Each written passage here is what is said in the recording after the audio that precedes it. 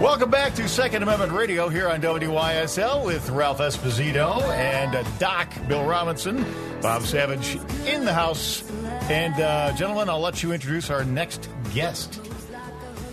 Well, Ray, how do you pronounce your last name, Ray? Sciarrino. Sciarrino. Just want to make sure I say it right. You're a nice Irishman. Yes. And you are running for Livingston County DA's office. You're trying to grab that one? That's correct. All right, very good. Well, we appreciate you joining us here into the studio with us here today. Why are you running? Let's start off with that. A little bit about why you're running, and then let's get your background. Well, one of the main reasons that I decided to take on this challenge and pursue the office of district attorney is simply because I saw things in the present office that I didn't think were being done properly. For example, I thought the office was being run more for political reasons than to seek justice and truth in the prosecution of crimes in this county. And No. and Politics in politics? No. Yeah, so I'm trying to take politics out of the mix for the district attorney's office. And a little bit about my background. I'm a lifelong resident of Livingston County, other than when I was away at school. I've been very blessed to have the opportunity to get an Ivy League education. My undergraduate degree is from Cornell University, and my law degree is also from Cornell. And when I got done with that, my wife and I decided to come back to the area. She's from Wyoming County, from Perry. And because our families were here, we decided that this is where we wanted to make our home. So we moved back about 20 years ago. We live in Leicester, New York. And during that 20 years, I've had the opportunity to learn how to be a great attorney from my father, Raymond Sciarrino. I've worked with him during the last 20 years. I also run my own practice. Also had offices in 3 counties, including Livingston, during that time. And I'm ready for a new challenge. What are some of you mentioned 20 years there, right? What are some of the things that you've noticed, the changes? By the way, I'm a Livingston County native myself, and I think the changes I've seen here are profound in the decades that I've lived here. How would you characterize the change in the political landscape here in the last 20 years? Well, I haven't always been involved in the political process. Although I'm a lifelong Republican, and because I sat as a Leicester Town judge for 11 years, I was really taken out of the political process because as a judge, as you may know, you're not able to participate, not even able to have a sign in your yard, let alone do anything political. That's not a problem because I find that the signs tend to disappear these days. But yeah, we're losing a lot of signs. The real challenge is keeping the sign in your yard. Well, we found a solution for that. It's the deer cams placed in strategic areas to make sure that things aren't missing. But what I have noticed is that where this county used to be a majority of registered Republicans, that's changed over time. There are more independents and blanks and even more Democrats registered in Livingston County. So that's really created a more diverse population. It's made running for office more challenging if you're a Republican. I think that we're up to the challenge and have met that challenge, and we have, our base core of ideas are based in the Republican Party, but I also believe in making sure that justice is done no matter what your affiliation. Of course, the unpopular, as you know, SAFE Act was passed in the middle of the night, rammed down our throats. We virtually had no say in it. The Second Amendment show here didn't have any input in it. NRA, GOA, Gun Owners of America. Talked to Sheriff Virts out in Wayne County. He had zero say in it. Sheriff, Pat O'Flynn, Monroe County Sheriff, had zero input in it. Anyway, the bottom line is this was shoved down our throats in the middle of the night, and it's created all of us here to be potential felons here. You do some stupid little thing you don't even understand. The SAFE Act, you can't because it's not clear enough to begin with. So we could be all potential felons. Now, your thoughts overall on the SAFE Act? I realize you're running for the DA. You're not really running for a judge's office, so you can probably get away with saying more than you could as a judge, obviously. Yes. So your thoughts on the SAFE Act, and you are running against a Democrat. That's correct. That was there and signed the bill, virtually was standing behind our governor when that SAFE Act was signed. He was standing right behind him. Yes. Yeah, so go ahead. Well, on the 15th of January, 2013, when that signing took place, which did take place in Rochester, New York, up until a month ago, I had no knowledge that our current Democratic district attorney was at that signing. I ran across a photograph, and then I went to YouTube, and YouTube has a video of that process that happened in Rochester. And as you watch that video, you hear the moderator basically say that the governor had 3 special guests. The district attorney of Wyoming, the district attorney of Monroe County, our district attorney, and the district attorney of Ontario County. I'm not in favor of the SAFE Act. I'm not in favor of any legislation that is the prodigy of a tragedy. What happens is exactly what we saw in this situation, is that the legislature uses the sadness that's going on in the populace to force legislatures who may not be in favor of an act to go ahead and support that. And as you said, that was introduced on the 13th of January, pushed through on the 14th, and signed on the 15th. So that 48-hour period was all that the representatives that typically had rejected that kind of proposal over the years now were kind of forced into it because of public pressure and what the governor did. Yeah, they didn't have the 2 or 3 day open debate. You hash this out and you figure out the angles, you look it over, and you discuss it. We had zero input in it. Yes. As I stress, including the New York State Police. We have to mention that, so if you're wondering why, we have to give a little background here. The New York State Police have been taking the heat for a lot of this. We've privately polled troopers, and roughly 87% of them are against the SAFE Act. They had no input in it. 99% of the state troopers, folks, so make that clear to your friends and relatives and everyone you talk to. 99.9% of the New York State Police had zero input in the SAFE Act. So do not hold the poor New York State Police responsible for this, okay? Now, a couple of the political hacks high up in the state police had input in it. But right, the rank and file did not, though. Yeah, so we have to make that clear because we don't want to blemish. But the troopers are taking the heat for this. So, people don't trust the state police. Everywhere I go, they're very leery of the state police now. Exactly. And they should be in light of what happened. Now, how are we supposed to take this? We're all potential felons now. But anyway, back to what you were saying. So your position is on the SAFE Act generally overall is what? I believe that the SAFE Act should be repealed so that the legislature has the proper time to consider the different components of it. I know that recently I was taken to task in a letter to the editor by the current district attorney saying that I was out there at sportsmen's clubs misrepresenting his feelings about the Second Amendment and the SAFE Act. Mm-hmm. And just to make sure that the populace of Livingston County is perfectly clear on this, I have gone to almost all of the sportsmen's clubs and gun clubs in Livingston County to share my feelings about the SAFE Act and the Second Amendment. And during those times, I never mentioned our current district attorney's position. I just show them the photograph of him clapping enthusiastically behind Governor Cuomo at the signing of the act. What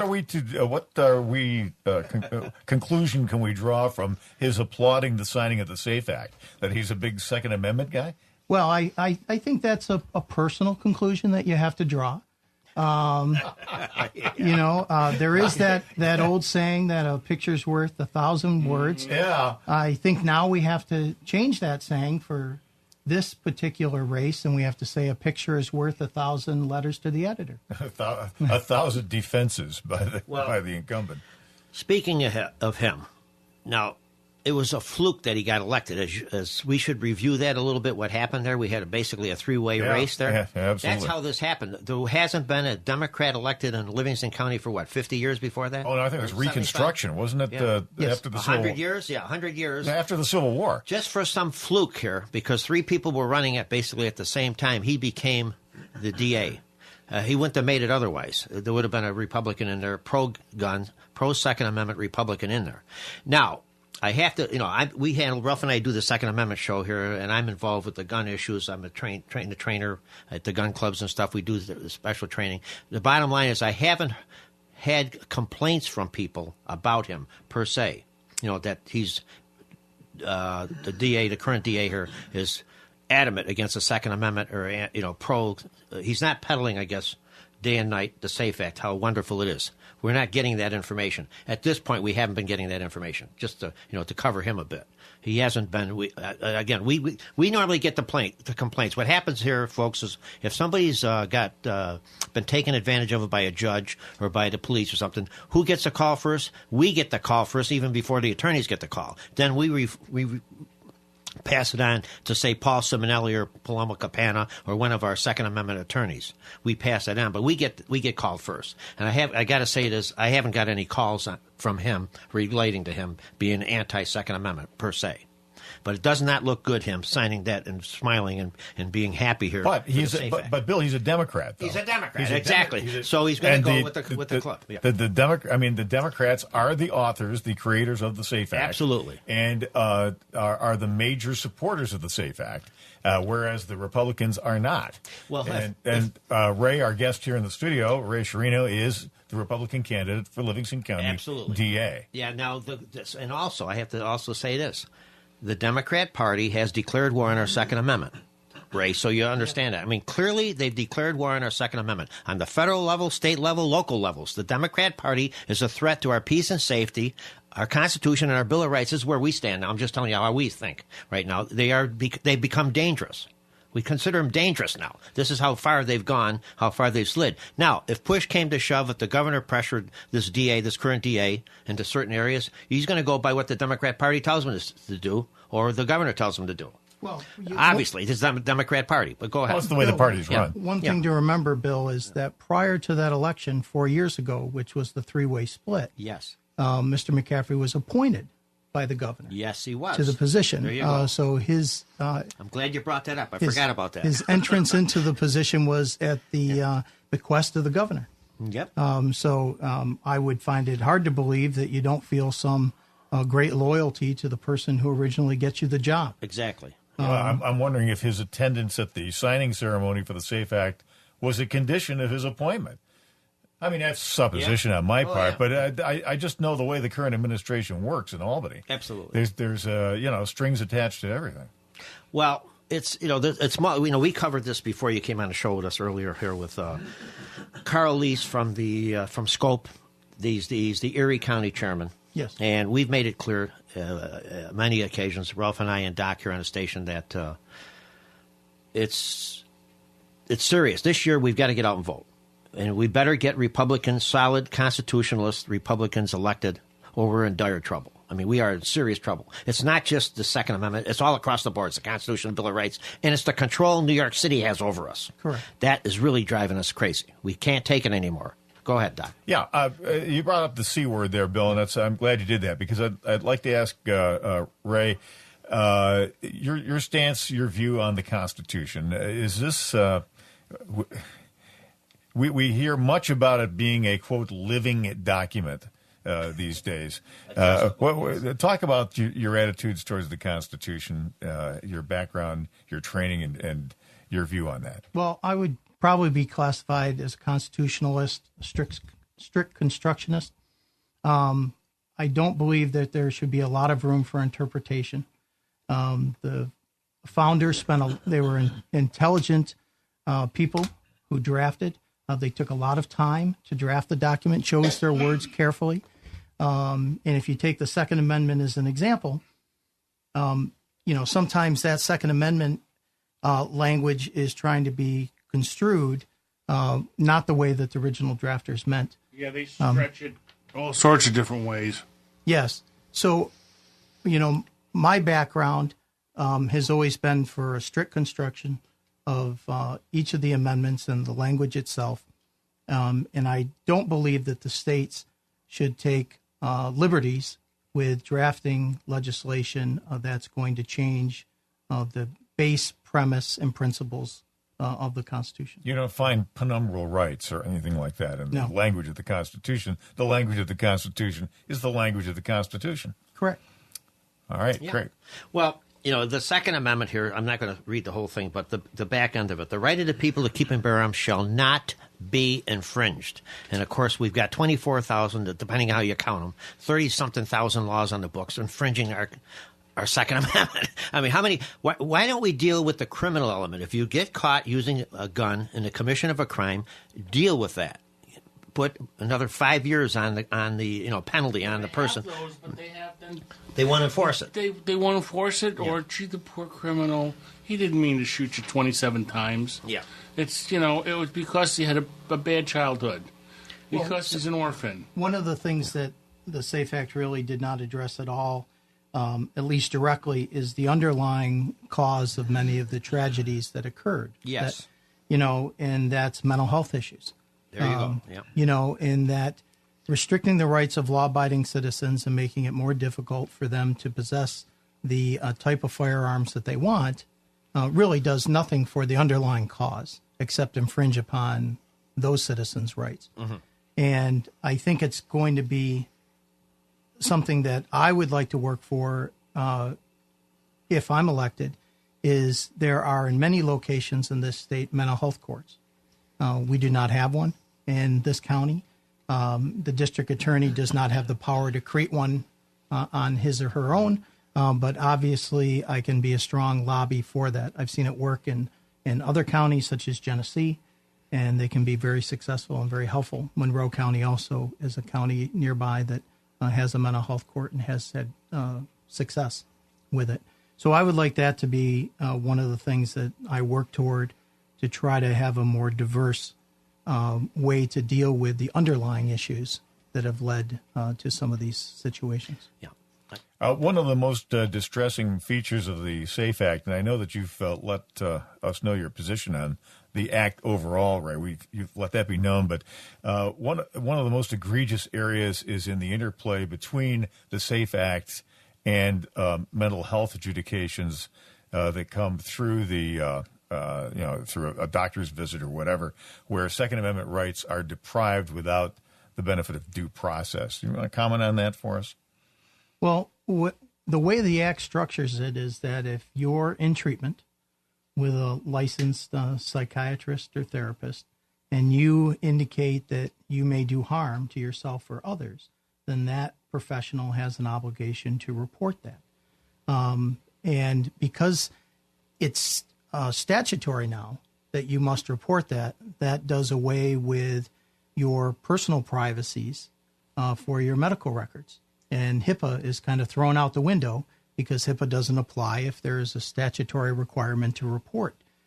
In theory, that seems like a great idea. Lawyers have a similar obligation. If I have a client that walks into my office, everything he or she says to me is confidential except if they're going to go out and do harm to another person. The problem is in the interpretation by the professional of where that line is drawn, because there is no way to define where the line is. So that's what worries me when we kind of have these amorphous, standards that are applied to a medical or mental health situation, that they can be abused. And fortunately, so far, I believe in our county, we haven't seen a lot of that, but it's young in the process, right, and we may see it in the future. Well, we did have that case, Bill. I can't remember the lady's name. The Yates County case, the Penn Yan lady who had a bad reaction to some cough syrup that she was given in a case where she had chronic bronchitis, and she wound up going to the ER. They gave her some kind of hypnotic, a codeine-based cough syrup. She had a bad reaction to it, and then the next thing you know, state police are on her front porch confiscating not only her firearms, but also the firearms belonging to her husband, because they live in the same house, and that would create a potential legal exposure for him. There was no due process. There was no hearing. And certainly, you take that fact pattern and you apply that to the SAFE Act, you could see where that's problematical, right? Yes. And another example outside of mental health is the SAFE Act increased the penalties for having any kind of weapon on school grounds. And again, on its face, it appears to be something that might be logical. Obviously, we don't want weapons in our schools or on school grounds. But, just within the last year, I represented a person who was attending a soccer game, and that person was a hunter and forgot that they had a weapon mounted in the back window of their vehicle. And, that's not good. That's a potential felony. So it's those types of situations where the discretion of the district attorney's office and the discretion of the district attorney, him or herself, is so important.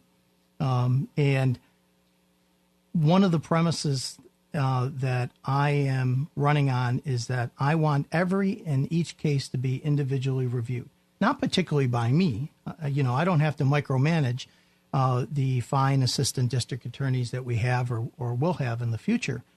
But right now, this office has certain policies for different types of things, which are useful when you have maybe 80 assistant district attorneys with varying degrees of experience. In a small county like ours, that isn't necessary. And so each case should be individually reviewed. We have the time if you're willing to work. And that's what I'd like to do. And that's a prime example of a case that should be looked at and go, hey, do we want to jam this person up with a felony because they forgot to take their gun out of the back of their window? Yeah, I was just talking with a lawyer the other day. He'd like to go pick up, he's got a pistol permit. He picks up the child at school, just goes around, picks the kid up at school, and leaves. What is the deal with a legitimate pistol permit holder having a legitimate pistol permit? Is no police record. It's clean. Goes and picks the child up at the school and drives away. He's not leaving the vehicle. Not a threat to anybody. It's just normal procedure. He carries a gun with him everywhere he goes, obviously. So this is one of the areas we got to talk about sometime. Maybe the next time you join us. But let's get into these gun-free zones. Legitimate pistol permit holders. We've had Sheriff O'Flynn on, Sheriff Wirtz on, Sheriff Joe Arpaio way out in Arizona on with us, Paul Babu out there in Arizona, multiple sheriffs Ralph and I and Doc have interviewed over the years. And pistol permit holders are not on any criminal radar screens. Why have they targeted us with the SAFE Act, targeted us when we're not of any concern to anybody? We're the most law-abiding citizens in the United States. But there you're wrong. Yeah. Como doesn't want you to have a gun. It's political. Now, we only got a few minutes left. We didn't get a chance to chat with you ahead of time and go over an outline before you came in the studio here with us. We didn't, so we couldn't prepare anything ahead of time. So I'm just doing this off the cuff. I'm just bouncing this off the cuff here. You get a case, and we've been fighting the AR-15 laws with the SAFE Act. You have a pistol grip on a handgun, on a hand grip on a rifle. The SAFE Act says you can't have that now. Like it's terrifying, or because it's got a pistol grip, you're going to shoot the town up or something. These are things that you're going to have as a DA to have to deal with. A muzzle brake on the front of a rifle. What's that got to do with crime? Nothing. Like the pistol grip has nothing to do. Well, so I don't know how you're going to handle this stuff. I'm not even asking you per se here, which you can do off the cuff because you're going to have to analyze this before you make a comment. But these are areas that are of major concern to us. I drive around the state of New York, and the biggest shall I say, the biggest beef I get from gun owners, including women gun owners that have AR-15s, is why can't I have a simple pistol grip on it? I have better control, I can handle it better, more accuracy, and yet that's banned. Where every other state it's legal. It's a semi-automatic rifle. What's the problem here? These are things that you're going to have to deal with as a DA. And I don't know, again, how you're going to handle it because the law says this, and, you're supposed to represent the law. So can you comment on that? Yeah, the SAFE Act is the law of the land. Yes. So I have an obligation to enforce that. Right. But as most people don't fully understand, the district attorney has the ability to prosecute or not prosecute any alleged criminal act. Yeah. And so I get a chance to review the circumstance and decide whether we want to prosecute at all. And that's how I can handle those situations where if I don't think it's a just prosecution, then we don't bring it. And I learned that a long, long time ago from my father, Ray Sr., when he was district attorney in the early 70s, is that you have an opportunity to do what's right, and you do what's right no matter what anyone else thinks about it. You follow the law and do what you feel is best for the community long term. All right. Well, listen, we really appreciate you coming down, joining us here today at the studio. Again, we didn't prepare this ahead of time. It's off the cuff, and we, just taking these questions and handling this with us. Appreciate this very much, folks. It's Pete and repeat on the show. The Democrat Party has declared war on your Second Amendment. Remember that when it comes time to vote this year. Ray had the guts to come in here and see us face to face, right off the cuff, and handle some of our questions and give us his point of view and the reasons why you're running, and a little bit about your background. We appreciate that, Ray. Now, contact information. How can our listeners help you? Well, the easiest way is to go to our website, which is simply Ray, the number 4DA, ray4da.org. And there's ways that people can contribute and volunteer and get in touch with us if they have any questions. All right. Well, thank you very much. Appreciate it. Thank you, Bill, Anything Bob, else, and Doc? Ralph. I appreciate your opportunity. Yeah. And I'm sure, Ray, that you would encourage everybody to register this Friday being the last day and make sure they get out there and vote. Absolutely. It's very important to express your opinions and make sure this country is great. All right. Thanks so much. Good luck with the campaign. So much good luck with the campaign. So much good luck with the campaign. So much good luck with the campaign. So much good luck with the campaign. So much good luck with the campaign.